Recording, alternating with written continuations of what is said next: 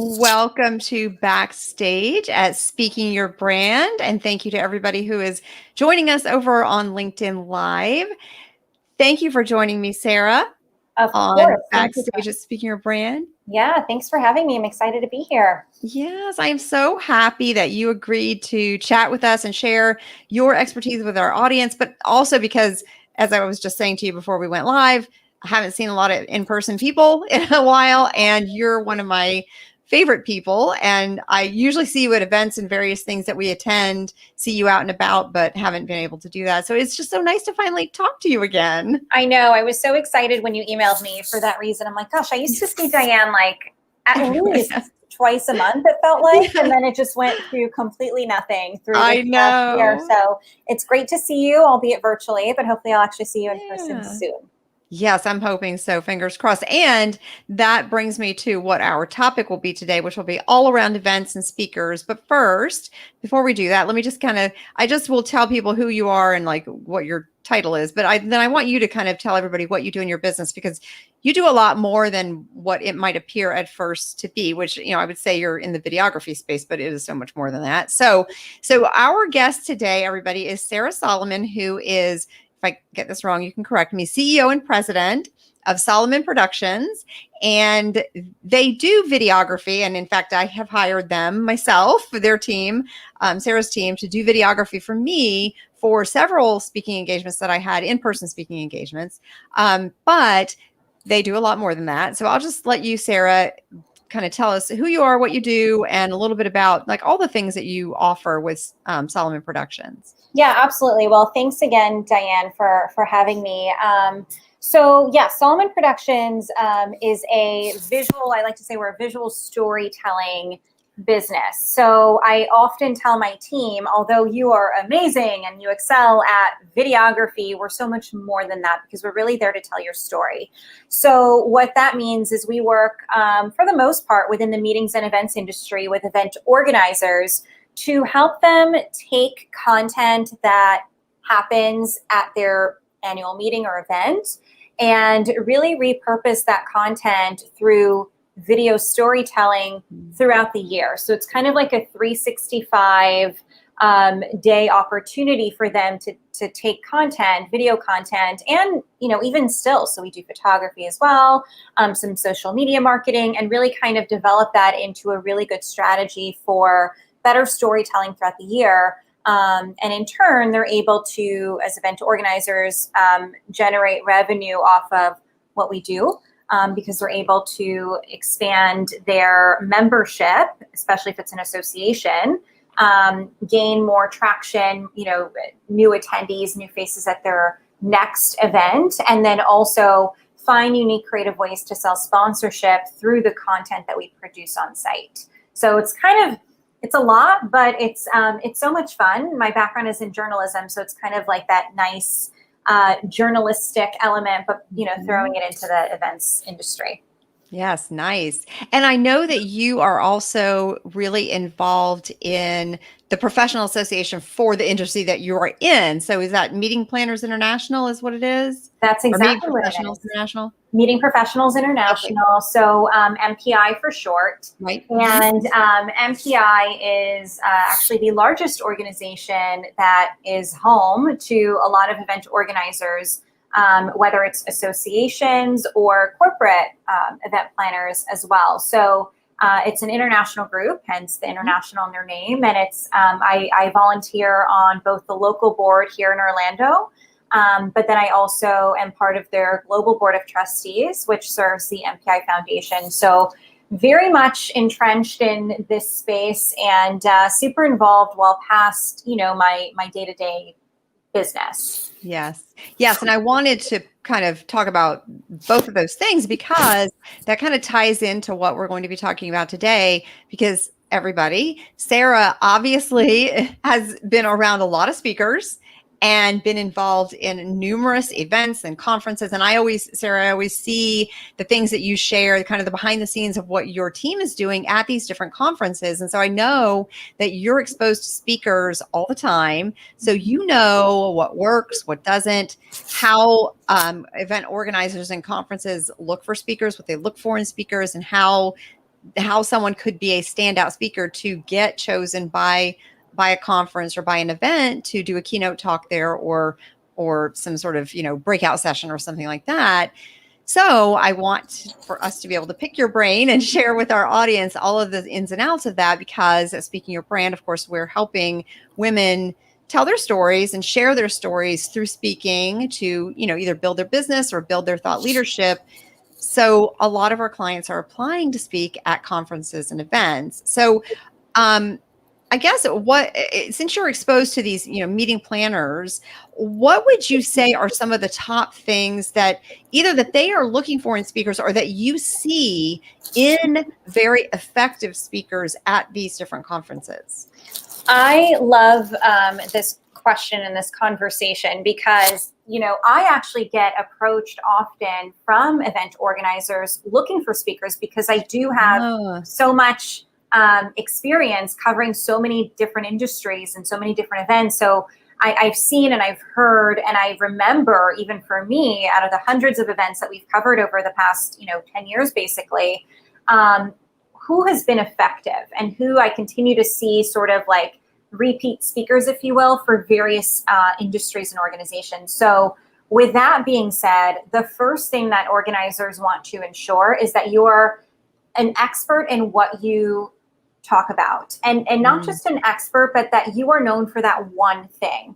So for example, if you are a branding expert and you're a speaker that, really excels in all things branding, whether it's for individuals or for businesses or whatever it is, do that and do that well.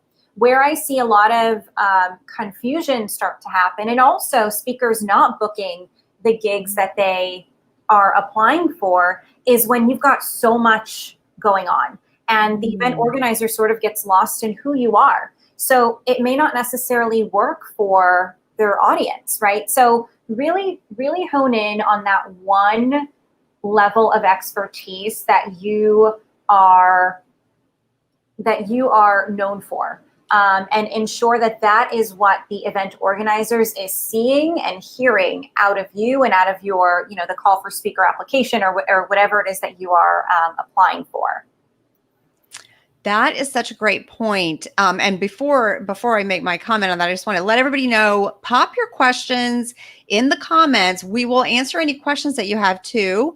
And even after we finish the live today, you can come back to this post on LinkedIn and you can pop your questions in there, and I'll go in and answer them. Hopefully, Sarah, you can pop in and answer those as well. But please share your questions with us, comments, thoughts, anything that we can have to sort of, enhance this session or just give you the information that you need, because we want you to be successful as a speaker.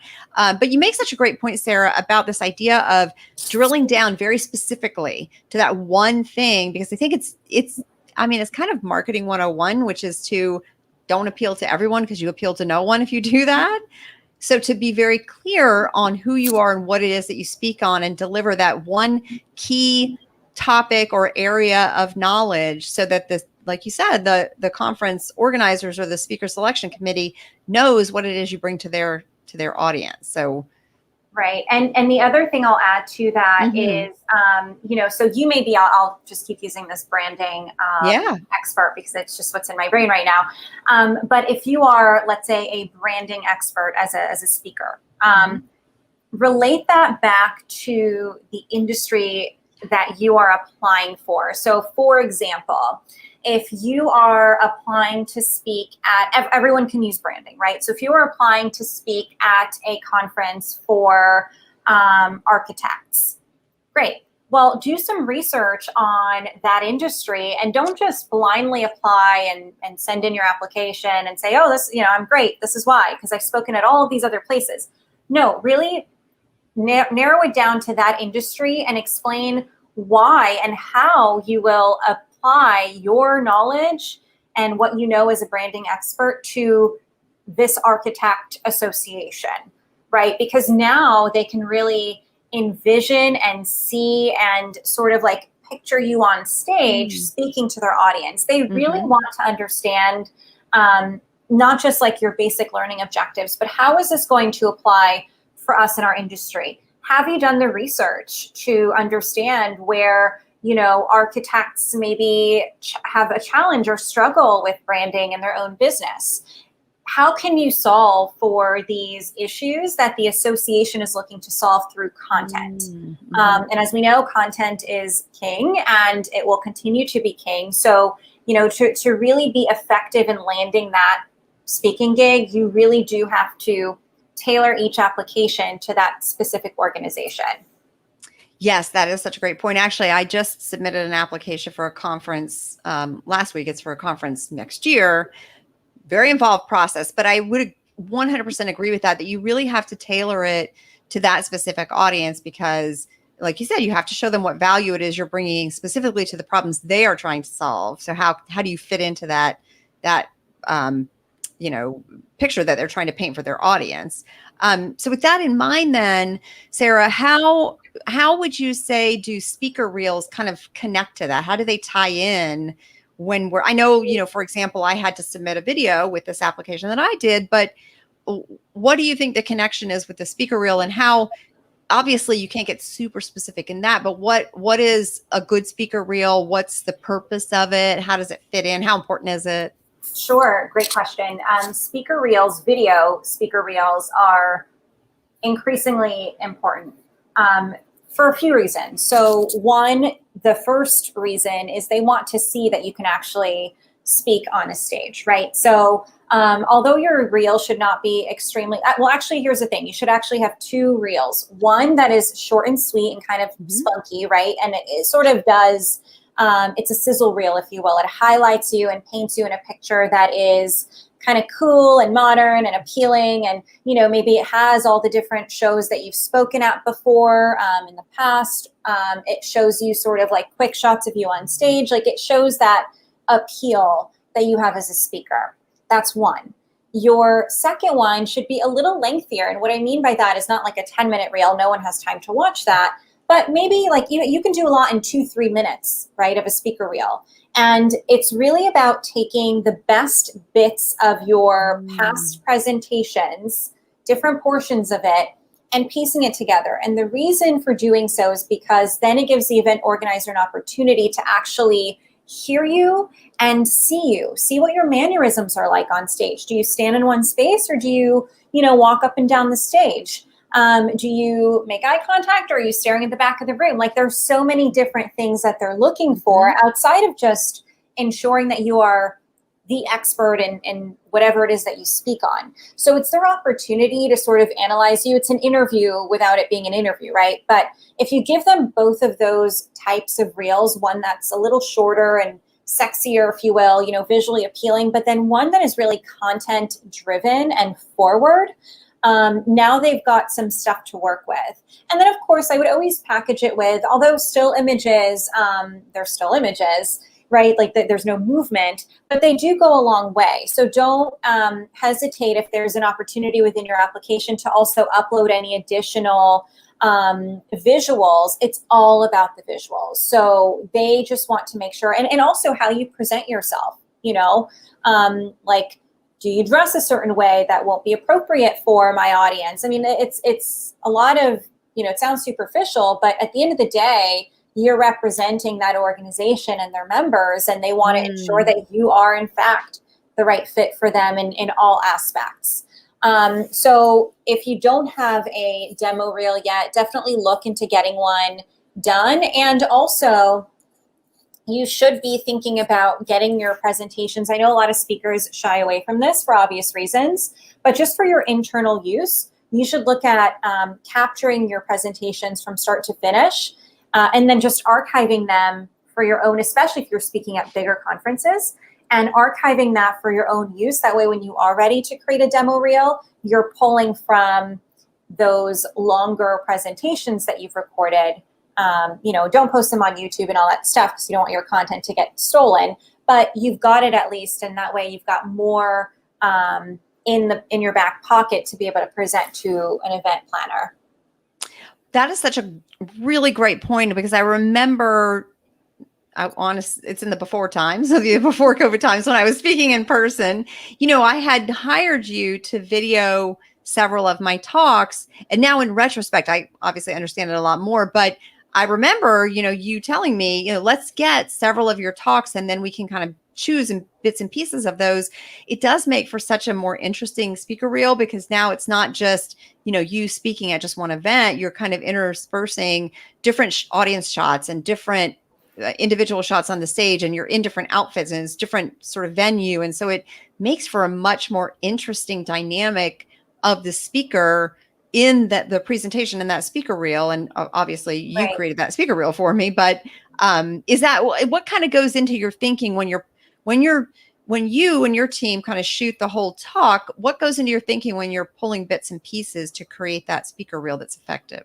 Those aha moments. So the moments where, Diane, if I hear you speak at, let's say, 3 different conferences, the aha moment for, presentation 1, 2, and 3 that are all different, and piecing that together. So it's our job to tell your story as best as we can as we're creating your reel. So, what did we walk away with that was the best key takeaway, if you will, out of your 60-minute presentation that will really drive the message home for an event organizer when they're watching your reel. And I do see a question from Lee in our chat that says, how long did you say the sizzle reel should be? And can it include mostly photos and audio clips? So this kind of speaks into like what your question is, Diane. What do you look for? So the sizzle reel, you should have 2. So the first one should be about 60 seconds or so. And then your second one, I would say 2 to 3 minutes. And in that 2 to 3 minute one, you definitely don't want to only or mostly use photos, because what that does is it makes people think that you just kind of stood on a stage and have people take pictures. Audio clips are great, but you want audio and video. So you want the video to match your audio, and you want to be able to see and hear the speaker present. So what my team does is that's exactly what we look for. Sometimes we've produced demo reels of like just still images and then some audio clips, and then there's not a lot of video to work with. So it's not as effective because I don't get to see you and hear you. I only get to hear you. So it really is about tying all of those elements together for an event organizer so they can see you as a full package. Think about it as you're going to an interview, for a big job that you want every single time. That's essentially what you're doing. You're applying for a job every single time. So what would you do at an interview? You wear, a nice dress or a nice suit. You comb your hair a certain way. You do things a certain way. You bring your A game, right? So that way you get the A game position. You get that all-star position. So when you're speaking or when you're applying to speak, just think about those elements and remember that you are applying for a job interview. So as you are speaking, capture yourself getting the job, because now you've got the job, you're on stage. Have someone capture that on your behalf and then repurpose that to your benefit for that next job interview that you're going on, right? Like that is your living, breathing proof that you are in fact good at what you do. I love what you said, Diane, about, we captured several of your talks. And the reason for that is because you do want to show that you are diversified. Not only did I just do the speaking thing once, I did it 3 times, 5 times, 10 times. And look, here's all the proof in the pudding to show. So that's another really, really key thing. And then another thing that I think you should include in your demo reel, if possible, and usually in the longer one, are testimonials from clients. Yes. So this is where I think a lot of speakers, something that you forget to do. I mean, we're all guilty of that. Even myself as a business owner, I'm like, we're always just on to the next thing. Right. But really take the time to capture testimonials from both your event organizer, so your client, but then if you have the opportunity, from the attendees. Because the attendees are the ones that are going to be requesting or, providing that survey, the feedback to the event organizer. So capture those testimonials, and then you can also use those as part of your sales kit when you're off to, applying for your next speaker role. Great. So if we're hiring a videographer, Sarah, like your company, or if someone lives somewhere else and is, hiring someone else, is that something that we ask of the videographer is that, hey, can you capture people leaving my talk and get them captured on video? Is that something that you all do? And I would say part B to that question, what other sorts of things do you think about when you're capturing speakers? Like, do you have 2 cameras? I know you said you do the stationary shots too, B-roll. What all goes into that? Great question. So yes, and I can speak for, I think, most production companies. So I don't want to just, make this about us at all. There's a lot of wonderful production companies, and you should work with one in your town. So yes, you should definitely ask for a couple of things. One, record my full presentation from start to finish. That production team should show up early, on site, set up, usually in the back of the room, and they're rolling on you from start to finish. At the end of that presentation, you should definitely request and communicate that you would like testimonials from attendees, and try to help your production team understand the purpose and the goal of what you're looking to accomplish, so they're not just like, what exactly am I doing? Like, I'm a journalist by trade, so I would be like, oh, no problem, I got it. I know what you're looking for, but not everyone has that brain. So just make sure you're communicating with your production team to say, this is what I'm looking to do. I really want to build my speaker portfolio, my demo reel, my sales kit, whatever it may be. If you can just, as people are walking out, ask, what were your key takeaways from Diane's presentation? How did her message or his message add value to your attendee experience here at this conference? Right. So really ask those specific questions. And then what your team should do, your production team afterwards, is really put all of that story together. So now you've got this compelling piece of content to share back with the next event organizer that you go and apply for. The other thing that I'll say is, outside of just standing in the back of the room and recording, you should also see if there's an opportunity for that team to bring an additional videographer in to capture what we call B-roll, which you mentioned, B-roll, right? So for those of you that may not be familiar with that jargon, B-roll is just basically footage. So it's highlight footage, if you will, of maybe if Diane's on stage, like, we're a little bit closer to the stage getting one angle, and then we're like off to the other side getting another angle. Like, that's what B-roll is. Also, I am all about emotion, and so are event organizers. And I want to get into that, maybe in our next discussion, but capturing the emotion of the audience as they are listening to you. That's huge. And that should be included in your longer demo reel, because that helps tie it all together. So if I'm an attendee and your message is so moving, and you see, and my team is like trained to look for this stuff, which most production teams should be, or at least, maybe you communicate that with them. Right. Can you please look at the audience? And if you see someone taking notes, or they're just really engaged, or there are tears in their eyes because of my presentation and I've moved them to tears, literally, can you capture that? Yes. Those are those aha moments of a phenomenal speaker, when you can move the audience, in one direction or the other, and that should be captured in some capacity. So hopefully that helps. And Lee, I hope I've answered your question too, but hopefully that helps kind of paint the picture for what your demo reel, or reels, I should say, should look like.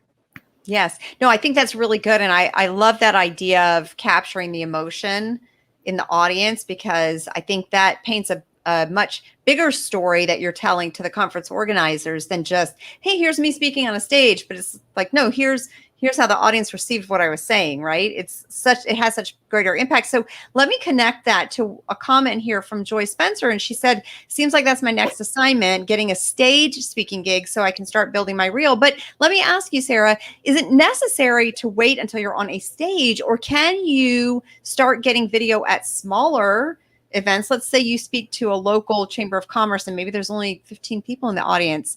Can you turn that into portions of your speaker reel if that's all you're getting for the moment?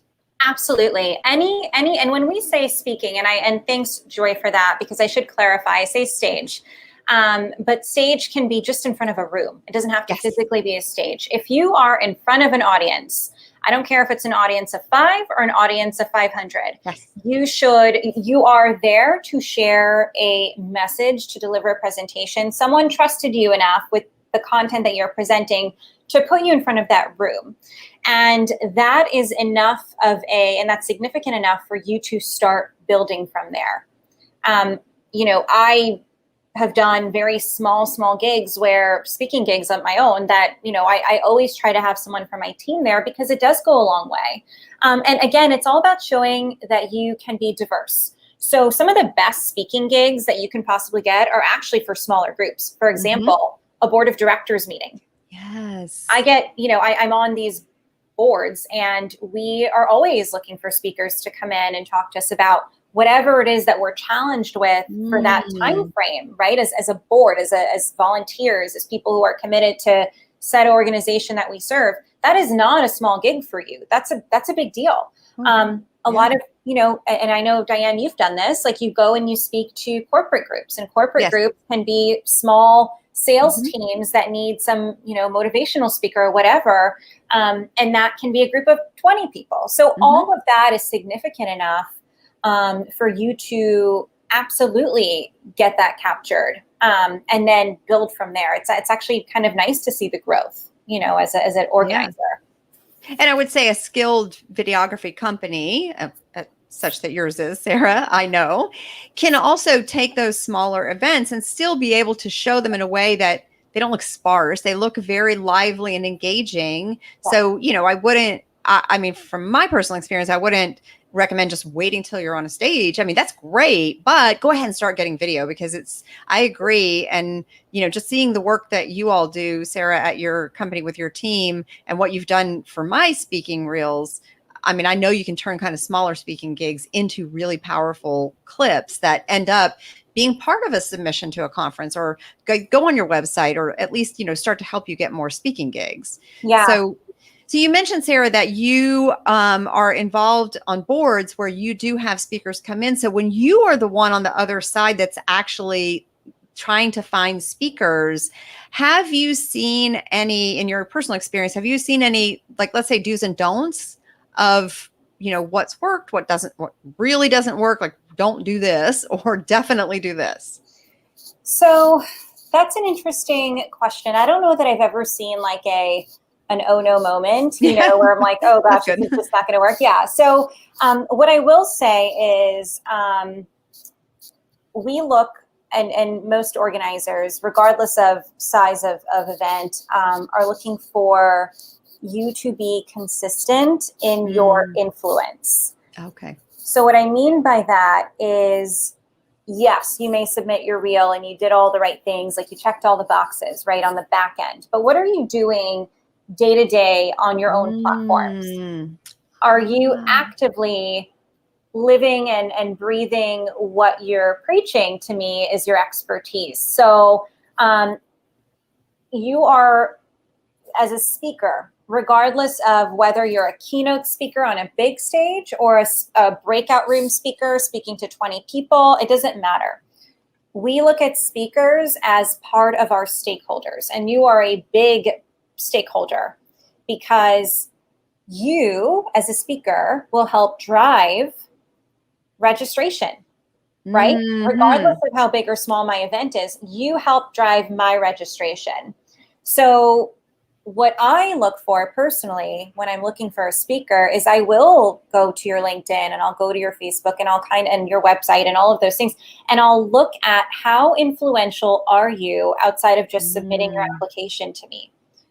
Are you actually speaking on all of these things that you are applying for on a consistent basis? Do you have a following? And you don't have to have this tremendous following of thousands, but your 100 followers, are they engaging with you? Are you engaging with them? How influential are you in your community, right? So because when it comes for me to book you as a speaker and then promote you, I want to have more content to be promoted that in turn helps drive people back to my event. So you are a stakeholder. You're not just a speaker for that moment in time. You are looked at as a key individual that is part of the fabric and the success of this event or this board meeting or whatever it is that you're doing. I'll say this, and I'm not going to use any names. This is kind of an oh no moment in a way. But this speaker that we had at one of our board meetings was very salesy and didn't understand the audience. I mean, you know, like the way that they were presenting to us was almost condescending. So you don't ever want to come off that way. And I'm sure none of you do this, but like you want to make sure that you're not a turnoff, or also, and this goes for what you're posting online and stuff too. Like you should always be on brand is basically my point. You should always be on brand, because if I look at you as a speaker and you've submitted a certain thing, but then when it comes time to presenting, you are a little bit different than what I thought you were, it's not going to go well. And then and your reputation can be ruined pretty quickly in this space too. It's a small industry. So just keep that stuff in mind as you are, you know, putting things out there on social media. Like you are constantly representing yourself as a stakeholder of any future organization that you are going to speak at. And they will use your likeness as an opportunity to help them develop and promote their and market their event. So just, you know, keep those things in mind. So it sounds like people who are seeking speakers, or the conference organizers, event organizers, people in the event industry like yourself, share with one another, like, hey, this speaker put a hard sales pitch. So not, you know, maybe beware. So building that reputation is important. Would you say that that's pretty accurate? Like it's not that they're necessarily, you know, saying bad things about one another, but they're going to share if it was a great experience or not.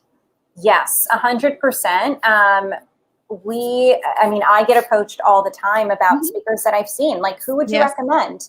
Yes. You know, so yes, it is a very small, just like any industry, right? Sure. Like we all communicate. I'm not an event organizer, but you know, I basically play one on TV all the time, and I work with them all the time. So I understand how it works. And I've been, like I said, I've been approached as to who's a good speaker, who speaks on this, and who's, you know, influential, and who does. So yes, it is very much word of mouth. In addition to how good of an expert are you in that subject matter, but also, you know, what was the experience like working with you? And when we say experience, it's not just in your delivery, you know, in front of the room or on stage. It's in how easy were you to work with, right? Like ahead of time, as an organizer, they're dealing with 1.5 million things. There are some speakers that are a little complicated to work with ahead of time. Are you that person? Don't be that person. Don't be that person. Yeah, like let's change it now, right? So just be easy to work with. Be, you know, give them a joyful experience from start to finish. And then, of course, in the execution of your presentation, because it is a very small community at the end of the day. And forums like MPI, and for those of you that just joined, MPI is Meeting Professionals International, which is an organization, the largest one, that houses event organizers for associations and corporate companies all over the world. We have community forums where you go and you say, can you send me a speaker, you know, that speaks about blah, blah, blah, or this, you know, who left a mark with your attendees, and you'll just see a list of people that respond. So it's a very tight-knit community. Even though we may have never met in person, we communicate online and share, you know, resources, and speakers are no different. So that really drives home that point of being a speaker who not only delivers, but is also easy to work with. And I would say makes the job of the event organizer easy, so that they don't have to do all the following up with you, and they don't have to track you down, and you want to just kind of be Johnny on the spot or Jill on the spot with all your information, giving them what they need when they need it on time and all of that. Exactly. Yeah. Don't be the speaker that, you know, waits to share their slide deck the night before and gives the event organizer a panic attack, because that will stick with them. You know, it's like all the little details in those. Don't be late for your sound check if you have a sound check, you know, like just be the best to work with, along with the best at what you do as a speaker, and just make it an enjoyable experience all around. Yes. Now, we do have a question. John asks in the comments, with COVID, what about capturing virtual engagements? Is that worthwhile?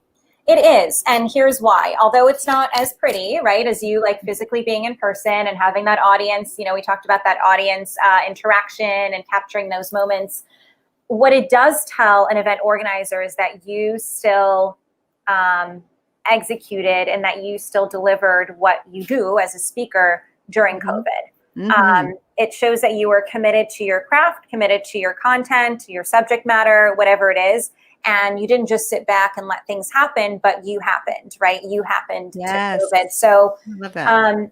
Absolutely, it's definitely worth it. And here's what I would recommend in lieu of not having a live audience. What I do recommend is having someone, if you're speaking virtually, have, your friend, your colleague, coworker, whoever, a family member, look at the chat and screenshot, because you're obviously presenting, you don't have time, but screenshot chats that are coming in from the audience. If someone's like, oh my gosh, this is fantastic, or great advice, great information, best speaker I've heard all day during this virtual conference.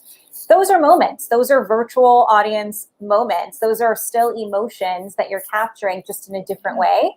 And go ahead and screenshot that, because then again, you can in turn use that in your reel or even just on social media or whatever it is. So you shouldn't do that yourself so you don't get distracted, but have someone do that for you. Yes. And would you say there's value in it? Like you said, it demonstrates versatility and that you still delivered, but it also, in my mind, it also demonstrates that you are able to do both things. So let's say in the future, a conference has a hybrid event where they have the in-person and the virtual. They know they can count on you regardless of whichever one you get chosen to do. Would you agree with that? For sure. And what I've seen happen at events, hybrid events, as they start to make their in-person comeback, is speakers having to do both. And what I mean by that is, yes, you're going to be here physically in, let's say, Dallas, and you're going to present to our in-person audience. And then, oh, by the way, that your presentation's in person at 1 p.m. and then at 3 p.m., I'm going to have you do a presentation in a green screen room that we've set up at the conference, and it's solely to our virtual people. So there's a lot of that happening too, where you've got to be nimble in those ways and maybe present twice. And one is for in-person, one is for, the online audience. So absolutely, it shows that you are just willing to do the work, and that you are going to be, here's another thing. I heard a lot of speakers actually over the past year with COVID say, I don't do as good if I don't have a live audience in front of me. That is unfortunate. And I would tell you that don't say that out loud to people. We all do better with in-person. It's super awkward to sit there and talk to yourself in a Zoom room or wherever. But you are there to show that you can deliver regardless of audience. So don't say that out loud to event organizers. If that's how you feel, that's fine. We all feel that way, but that shouldn't be a common thing. Just figure it out. Find your energy some way, somehow, and give that same kind of delivery that you would have given on, a stage or in person at an event. And Sarah, is a videography company like yours, is a company like that someone who could help you kind of navigate that? Like, let's say you're invited to do a speaking engagement virtually, but you don't fully understand how do I capture the recording, or how do I make it look nice? Do you help with those types of things? Is that what a company like yours might do? Yeah. So if you're speaking virtually, you, before you speak, you should always, and organizers probably typically ask you, can we record your presentation? And we share it afterwards? And that's totally up to you what you decide to do with that. But if they are recording it, you should always ask for a copy. So if it's virtual and they're recording it, make sure that contractually in your contracts it says, Diane Diaz will receive a copy of her presentation from XYZ organization. Once you have that, then yes, production companies can absolutely go in and kind of add their touch to it and make it so that it's got graphics and your branding, and we can add music, and we sort of jazz it up to make it so that it's its own reel, if you will. And you should have like maybe just a virtual reel, like just of your virtual presentations. So yeah, that's absolutely something that our team or most production companies can do, but you should always ask for your recording if you're speaking virtually, because 9 times out of 10, they are being recorded. Yes, good to know. That's a good point. And just a comment here, Carol said, I listen to high energy songs before I do a virtual presentation and I stand up to deliver it. That helps with the energy. I think that's a really great point because when we're sitting down and we're thinking, oh, it's just virtual, I think our energy can tend to go down. And then on the receiving end of it, maybe not such a great experience. Yeah, it's so true. I mean, find that thing that works for you. So whether it's music, some people will wake up early and get a good workout in and then listen to music. Some people just go outside and breathe some fresh air. Whatever it is, I mean, find that thing that works for you. When it comes to getting yourself hyped before a virtual presentation. Yes. Now, Joy said, don't say it out loud. LOA. Yeah. LOL. Yes. Yeah. Sometimes use your inside your head voice and then it doesn't need to be shared. Exactly. Now, so once a speaker has applied, they've spoken, they've gotten the video, what can speakers do before, during, and after an event where they've spoken to kind of get the most out of it? What are your suggestions on that? Ahead of time, and this will make you very attractive to an event organizer as well, is if you also let them know ahead of time that you are willing to record some, and this can be done like via Zoom or whatever, like super simple, some short promotional pieces. So like, hi, I'm Sarah and I'm, president and CEO of Soliman Productions. And I can't wait to join you guys in Orlando, Florida and talk about blah, blah, blah. I hope you'll join me because here are the 3 items that we are going to discuss. Can't wait to see you there, right? And then when you do things like that, you're using that for your own self-promotion, which you should post it on your own channels, but then that's also a nice add-on or a nice resource to share with the organizer and say, here you go, I just did this for you if you want to help push, because again, remember, you're a stakeholder, you are part of their circle of influence, their sphere of influence to generate registration. So that's beforehand. During the event, social media is obviously huge. And I think it's really important for you to tell your story while you're there. So if you happen to be traveling to Orlando or, whatever, you're speaking at an event in Orlando, walk people through that journey. So take the time to do your own live, and just say, oh my gosh, I'm 1 hour out from speaking at XYZ conference. I can't wait. There are about 500 people here or, 200, whatever it is. But like, say those things because obviously those live elements stay on your social feed, and then that is more content. When I talked earlier about, what are you doing constantly to tell your own story? What's making your reputation grow, and what's, when we go to research you and stuff, those are all things that we want to see. There's a really cool speaker, and I've watched her growth in the industry. She's awesome. Her name is Judy Holler. You all should look her up. She does phenomenal work. And it's Judi and then Holler, Holler. She does a really great job on her Instagram at just that, bringing us on her journey with her as a speaker. So she'll take us behind the scenes, like backstage, and say, okay, I'm at my sound check. This is, the stuff that happens before the magic, and look how empty the room is. Can't wait to see it fill up. And then she'll show us how it fills up. And it's just a really neat way to help you feel that authenticity from her, but then also just take you on her journey along her speaking experience. And then afterwards, of course, really talk about it, like what were some of those takeaways? What did the audience say? If you can even capture that on your phone, awesome, so just really remember that you're an intriguing person to event organizers out there who are looking for new, innovative, visionary people, voices of all backgrounds to kind of bring into their world. So we want to be brought into your world, so we trust it enough to bring you into ours, into our events. So do a better job at sort of like bringing us on that trajectory. Yes. Yeah, those are such great tips. And so going back to during the conference, so, we talk to our clients a lot about tips on what to wear, what not to wear. So what are, from the videography standpoint, what suggestions would you have to speakers on movement on the stage or not, what to wear or what not to wear, communicating? Obviously, we talked a little bit about how to communicate with the videographer, what you want, but what are some tips for the actual speaker to kind of get the best looking video for their speaker reels? Sure.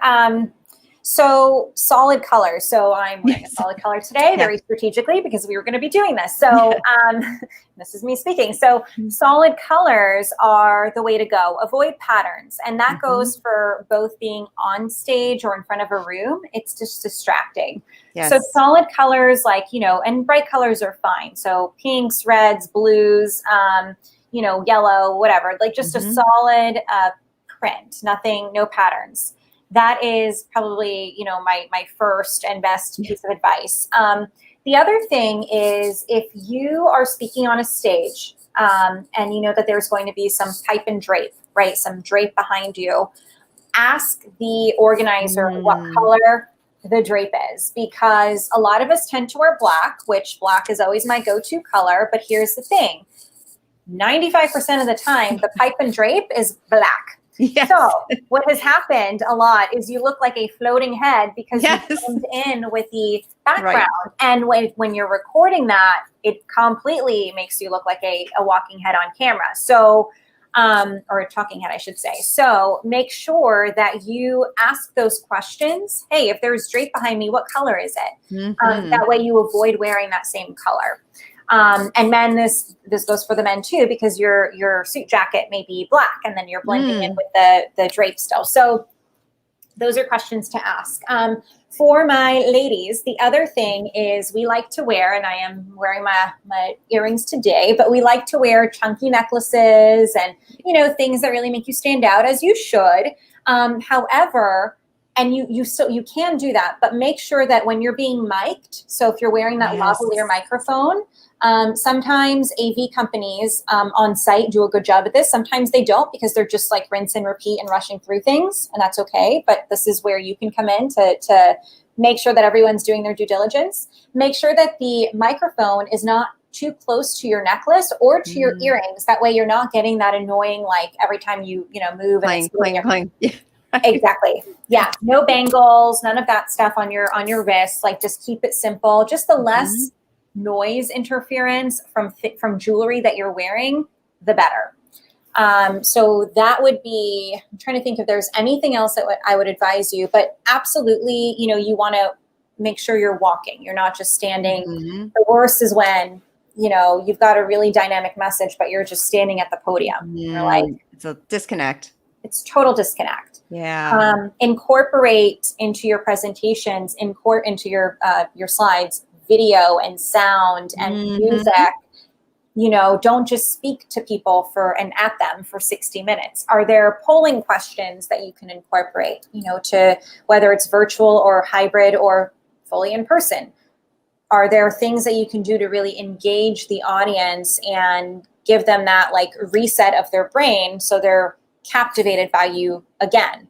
And you're not just like watching, they're not just watching you for 60 minutes standing at a podium. There's nothing worse than that. The other thing is your voice. Fluctuate your voice. And I've had to learn this through my broadcasting world, is you have to have some range in your voice, and you don't want to be monotone. And sometimes you don't realize that you're monotone. So record yourself, play it back, and hear how you sound. I've had to do this many a times as a journalist and someone who does a lot of on-camera work, because I'm like, ooh, that didn't sound too good. Or, my voice was really high pitched there. Maybe I should tone it down. So, it kind of works. So it's not just wardrobe, but it's like your full delivery, like your full presence on stage, including what you're wearing. That's such a great tip, because I think we don't, we know how we sound in our own heads, but we don't necessarily know how we sound to others on the receiving end. So it might sound fine, and then you listen and you're like you said, oh, a little high pitched right there, or super monotone, which makes it, of course, boring. So I think that's a good tip. And I would imagine that probably gets easier the more you do it, and you get better at just kind of doing it on the fly. Yeah, exactly. Yeah. When you do it on the fly, exactly. So you'll just kind of it becomes second nature for you. Mm-hmm. So now I don't even, I mean, I always try to go back and review my work, but for the most part, I have those things in the back of my head, and I know that these are areas that I've really worked on and taken the time to work on. So I add a little bit of fluctuation in my voice, my delivery, you know, all of the above. Yes. Okay. Carol asks, question about diversity of speakers and panelists. What's the best way to ask event organizers about that? And so I should say that this comes up because, and Carol does this and I do it too. We try to, when we're asked to speak somewhere, we try to make sure that there is diversity among the speakers so that we are not being part of the issue of having all white speakers on panels or at conferences, so that we can start to kind of alleviate that issue. So how have you ever been asked that question, or do you know of anybody that's been asked that question? And what is the best way to get that information from the conference organizers? Well, one, thank you for being considerate of that. And I will say that diversity and inclusion is a huge topic of conversation amongst event organizers for many reasons. And speaking is one of them. Panelists, absolutely at the top of the agenda when it comes to their thought process. So asking them straight up, like, hey, event organizer X, you know, I really would love to be part of this panel. What do the rest of the panelists look like and sound like? I mean, because it's not just diversity in look, but diversity in thought. Am I going to bring something different to the table? Or are we all going to be saying the same thing?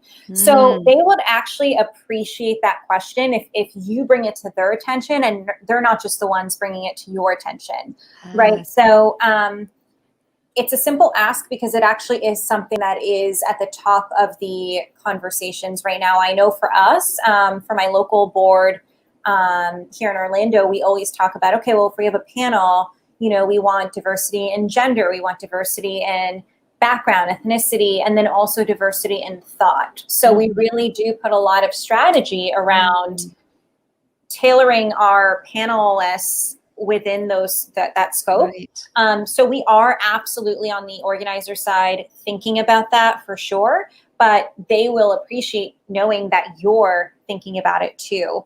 And, you know, and here's the thing, you don't want to lose the speaking gig because, you know, it may not fit the diversity of the vision, but then offer, you know, the opportunity to make me speak on a different panel or solo, you know, in a different session. Oh, hey, by the way, I know this panel may not work, but maybe, you know, I can speak on X, Y, Z. So always come back with a solution, just so, you know, they know that the door is open. Like, you don't need to shut the door on either side. Good point. But then at least you've made them aware that you are paying attention to that, which I think if more and more speakers do that, there becomes more, even obviously you said they are having those conversations, but then if for some reason they're not, it gets on their radar. Yeah, for sure. And exactly. And here's the thing, sometimes, you know, it ends up that a panel is not very diverse. I mean, you know, I just watched a women's panel that was all Caucasian women, and there was nothing wrong with that. It just happened to be good for whatever that topic was, you know, and for a certain like conversation that was being had. That's okay. So most of the time the organizer has thought that stuff through, and it may just have ended up that it was a not very diverse panel for maybe content reasons or you know, whatever the reasoning may be. But if you bring it to their attention and you just ask the question, you know, hey, how diverse is this panel going to be? Am I going to be joined, you know, by people that have a difference in thought and in appearance as that I do? You know, there's nothing wrong with just asking them that. Good. That's great. Good. All right. Well, so if there are any other questions, everybody pop them in the comments. Like I said, we'll definitely go back and look at the questions, and feel free to ask all your questions. We'll get in there and answer them. Sarah, is there anything else that you want to share with our audience about being a standout speaker? Any top tips or takeaways? There actually is one other thing. So you may be an expert at, you know, we talked about you being that expert at that one thing, right? What's your one shining moment of a topic? Right. But the other thing that is increasingly important now more than ever is for you to also present yourself as a human. And what I mean by that is lead with emotion and with feeling and with personal stories. Diane, I know you do a great job at that in your presentation. So those are so important, and here's why. I haven't heard Diane speak in what, 2-3 years maybe now? Yeah, right. Because we haven't like seen each other. So I still remember the story from your presentation. And that's my point, is those personal stories really resonate with people. And you are speaking to people at the end of the day. So always lead with your heart, and then your expertise will follow. People will know that you're an expert at whatever you're an expert at, right? Whether it's branding or whatever, technology, or it doesn't matter. But that layer of being personal is always going to be unique because it's unique to you. So find that story in your world that you maybe haven't incorporated yet into your presentation and start doing that. And I guarantee you, people will walk away really remembering you and who you are.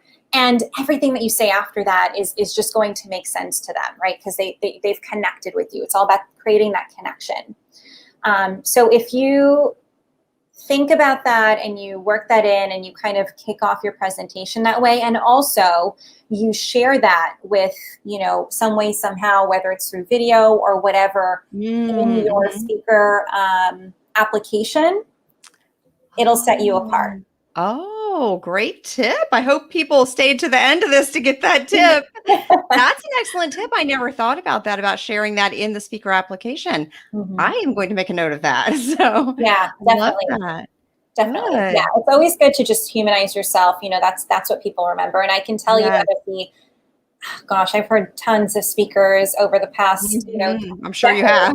Yeah. And the ones that I really remember are not the ones that gave me all the data and statistics on blah, blah, blah. Right. They're the ones that are sharing and getting vulnerable about who they are as people, and then how they became experts in whatever it was. And then I retain that information for the long haul.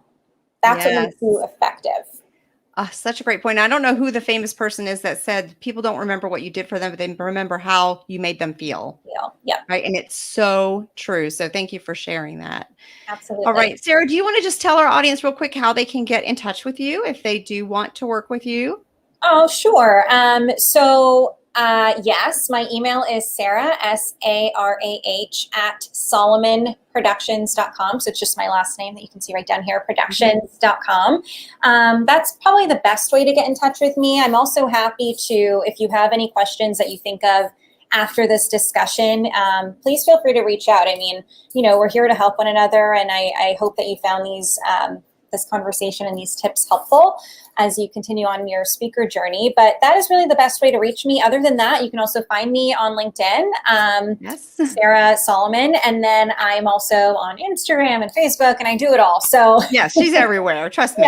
And she's there as Sarah Soliman, also as Soliman Productions on Instagram. So correct. Get on there. And I do think you, everybody who's watching this, follow Sarah too, because on Instagram, because you will get some behind the scenes stuff, which I think is helpful to see what goes into putting on events to kind of give you a better window into maybe what event organizers are looking for. I think understanding that backstage stuff and the work that you do and kind of the behind the scenes of that is very helpful from a speaker standpoint, I think. Awesome. Well, no, that's great to know. And, you know, we'll continue to share all the behind the scenes that is helpful to people. And yeah, I hope we get to see you speak at one of our events that we're covering in the future. I hope so. It would be nice to see you in person sometime soon. I know, seriously. All right. Well, thank you so much, Sarah, for joining us on Backstage at Speaking Your Brand. I truly appreciate you taking the time to share all your knowledge with our audience, and I know they appreciate it too. Absolutely. My pleasure. And thank you all so much for joining. And Diane, always a pleasure. So good to see you. Thanks, Sarah.